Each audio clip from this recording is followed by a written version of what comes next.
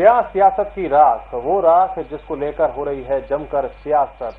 जब आएगी रिपोर्ट तब होगा दूध पानी का पानी, लेकिन कम से कम मौजूदा वक्त में तो इस पर हो रही है जमकर राजनीति। क्या बसपा, क्या कांग्रेस, क्या बीजेपी, क्या सपा, सब जो है कहीं ना कहीं इस मसले को भुनाने में लगे हुए हैं अपने अपने तरीके से। और राजीव जी इस बात से इत्तेफाक नहीं रखते हैं, लेकिन फिर भी मैं कहूंगा कि राजनीति तो हो रही है।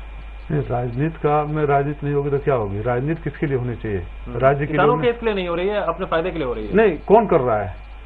जो पार्टी सरकार में है वही कर रही है ना, केंद्र की सरकार और प्रदेश की सरकार। हम विपक्ष में हैं और हम विपक्ष की भूमिका अदा करेंगे।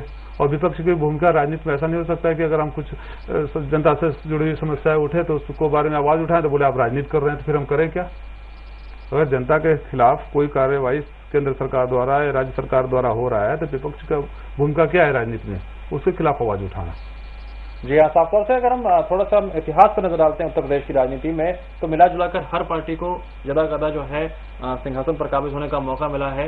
और उस दौरान हमने देखा है कि जो उसकी नीतियां होती हैं, खासकर हम इस भूमि अधिग्रहण कानून को लेकर बात करें तो उसमें कुछ बदलाव होता हुआ नहीं दिखाई दिया। स्थिति वहीं की वही बनी हुई है और किसी खास को जो है हमेशा जो है एक कहीं ना कहीं इसका फायदा पहुंचाया जाता है। हम ग्रेटर नोएडा की बात कर लें, यमुना एक्सप्रेसवे की बात कर लें, तमाम तरह से जो है बिल्डिंगें बन रही हैं, लेकिन किसानों का नुकसान हो रहा है। इसको लेकर आप क्या सोचते हैं? देखिए, बिल्कुल सही बात है कि सारे पार्टियां सरकार में रही हैं कभी न कभी, किसी न किसी मोड़ पर, किसी न समय अंतराल पर। मैं सिर्फ अपनी पार्टी को रिप्रेजेंट कर रहा हूं। मैं सारे पार्टियों का प्रवक्ता का काम आपके स्टूडियो में बैठकर नहीं कर सकता जी। कोई ऐसा उदाहरण बता दीजिए जहां किसानों के हित के खिलाफ कोई कार्रवाई मुलायम सिंह के केंद्र सरकार में रहते हुए हुआ हो और उन्होंने नहीं, आपके कार्यकाल में भी नोएडा में किसानों ने विरोध प्रदर्शन किया है। देखिए, विरोध मैं बताया ना, लोकतंत्र में कोई ऐसी कार्रवाई नहीं होगी जिसका सारे लोग समर्थन करें। विकास, जमीन एक्वायर करने का अधिकार केंद्र सरकार को, राज्य सरकार को होना चाहिए विकास के लिए, लेकिन विकास के नाम पर लूट के लिए नहीं। विकास के नाम पर लूट के लिए। ये कौन तय करेगा कि ये लूट नहीं हो रही है, ये विकास ही हो रहा है? इस पे कुछ ये हम आप मानक, इसमें मानक क्या होने चाहिए? बात उसी मानक है। देखिए, जब तक साधारण तरीके से हो रहा था, यदा कदा विरोध प्रदर्शन होगा। क्या आपकी पार्टी को अगर मौका मिलता है आने वाले दिनों में तो क्या आप मानक तय करेंगे? कुछ ऐसा कुछ बिल्कुल बिल्कुल हम इस बात पर हम ऑलरेडी काम करना शुरू कर दिए हैं कि कोई ऐसा पैरामीटर बने, फार्मूला बने जहां किसानों के हितों की अनदेखी कर, किसानों को लूट कर, किसानों का दमन कर, किसानों का खून कर विकास की कोई बात नहीं। इस एब्सोल्यूटी को क्रॉस ओवर करने के लिए क्या कोई आने वाले दिनों में रोड मैप है आपके पास? कोई ऐसी नीति है जिससे आप जनता को समझा पाएं कि अगर हमें मौका मिलता है तो आपके सामने ये तस्वीर होगी? मैंने अभी बार बार बोला, अभी भी बोला है, नेताजी ने वहां लखनऊ में बोला है कि जो देश में सबसे पहले किसान नीति तय होनी चाहिए। किसानों की उपेक्षा कर देश का विकास नहीं हो सकता। ये बात को समाजवादी पार्टी के नेता, ये बात बयान से निकलकर हकीकत में क्यों नहीं आती है? क्यों? हमने कहा नहीं करी। हम बताया ना, अब पिछली बार हमारी सरकार थी, कितने लोग मारे, कहा कितने लोग, यहाँ हर 6 महीने पर कहीं ना कहीं हो रहा है। आप लोग ने पता नहीं कहां से रिपोर्ट उठाते हैं। जब राहुल गांधी को प्रोजेक्ट करना शुरू करते हैं तो हरियाणा में भी सारे नेता, दिग्विजय सिंह भी आकर बोल गए, राहुल गांधी भी बोल गए, हरियाणा में भी हो रहा है, वहां कुछ नहीं हो रहा है। अगले दिन टीवी चैनलों पर आ रहा है कि 9 महीने से फरीदाबाद में बैठे हुए हैं लोग। आप जब किसी के बारे में अगर किसी को उठाने लगते हैं तो एक तरफा मत बोला करिए। अब आपके पास इस बात का क्या जवाब नहीं? आप इस बात का क्या जवाब है कि आपने अभी थोड़ी देर पहले बोला कि यहाँ हरियाणा में एक्वायर हो रहा है, वहाँ विरोध नहीं हो रहा है। कहीं को दबा दिया जा रहा है, कहीं को उठा दिया जा रहा है। आपको लगता है कि हरियाणा में बात दबाई जाती है? क्योंकि जाट आंदोलन को लेकर भी जिस तरह की हवा हरियाणा में पैदा हुई थी, जिस तरह से तमाम मसलों को लेकर हरियाणा में स्थिति बनी रहती है, मुझे नहीं लगता। दमन दोनों जगह हुआ है। फर्क यही है कि हरियाणा में गोली नहीं चली है। वहां पर देखिए, मायावती क्रूरता की परम काष्ठा को पार कर चुकी है।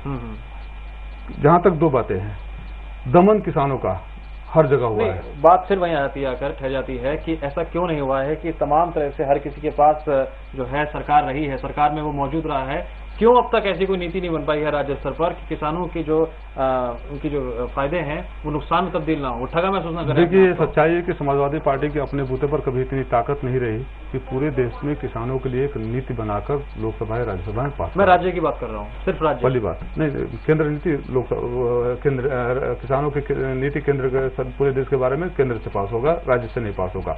राज्य सरकारें बार बार बहाना लेती हैं केंद्र के कानून का कि केंद्र में ऐसा कानून बना हुआ है, भूमि सुधार कानून नहीं आ रहा है, उसके लिए। उत्तर प्रदेश में जब हमारी पार्टी की सरकार थी तो गन्ना का रेट जितना किसानों को दिया गया उतना उत्तर प्रदेश के इतिहास में कभी किसी को नहीं दिया गया। जिन बच्चों को 18,000 पुलिस में भर्ती करके नौकरी दी गई थी और जिनको मायावती ने आते ही बर्खास्त कर दिए। किसी अधिकारी के बेटे नहीं थे, गांव के किसान और मजदूर के थे।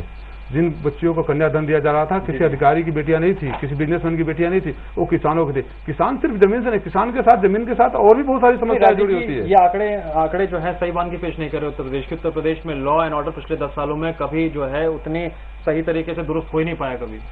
नहीं, लॉ एंड ऑर्डर दुरुस्त करने की कोशिश हमेशा होनी चाहिए। ये सही नहीं हुई अब तक। नहीं, क्यों नहीं अब तक? तो वर्तमान सरकार से पूछिए ना। इतना खराब कभी नहीं हुआ था। नहीं, आजादी के बाद से आज तक वो ग्राफ डाउन होता चला गया, कभी सस्टेन भी नहीं हो पाया। नहीं, सस्टेन इतनी बुरी स्थिति नहीं थी हमारी पार्टी की सरकार में जितनी अभी है।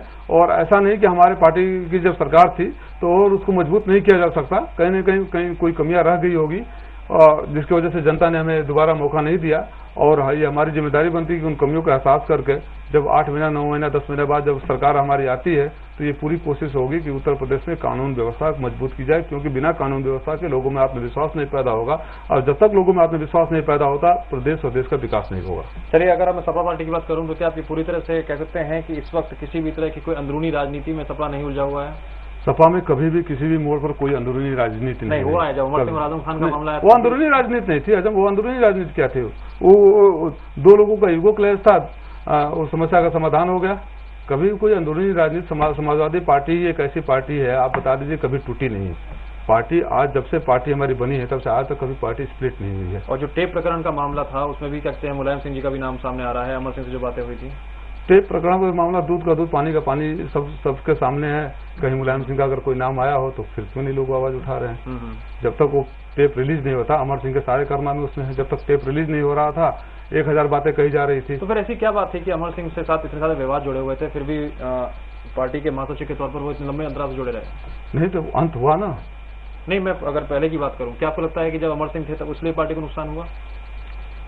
देखिए, अब अतीत में जाने का अमर सिंह की वजह से हमारी पार्टी का नुकसान हुआ या फायदा हुआ, उसके बजाय समाजवादी पार्टी के कार्यकर्ता नेता ये चाहते हैं कि अपनी आत्मचिंतन, आत्ममंथन करके हमें और क्या क्या करना है जिससे पार्टी मजबूत हो और आगे बढ़े और प्रदेश का विकास हो, आने वाले समय में हमारी सरकार बने, उस पर सोचना हम ज्यादा जरूरी समझते हैं, बजाय इसके कि अमर सिंह ने क्या किया और क्या नहीं किया। वो हमारे लिए अब चर्चा का विषय नहीं रहे हैं। नहीं, नुकसान हुआ उनकी वजह से आप पार्टी को? और पार्टी को अगर नुकसान नहीं होता तो आज हम सरकार में होते। मतलब मानते हैं बात को? जरूर। और साफ तौर से अगर हम 2012 विधानसभा चुनावों की चर्चा कर रहे हैं कि उसमें किस तरह से सियासत शुरू हो गई है और अपनी अपनी तरफ से उस एग्जाम को पास करने की जो है तैयारियां शुरू हो गई हैं, फिर से मेरा सवाल, क्या रोड मैप क्या है? जनता तक अपनी बात जरूर पहुंचाएंगे, लेकिन वो कौन सी ठोस नीतियां होंगी, वो कौन से वायदे होंगे जिसके साथ आप मैदान में उतरेंगे? सबसे पहले उत्तर प्रदेश सरकार को इसलिए जाना होगा, जनता को इसलिए वापस इसको नहीं आने देना है, क्योंकि अगर ऐसी सरकार आ गई तो प्रदेश को तबाही से कोई नहीं रोक सकता, पहली बात।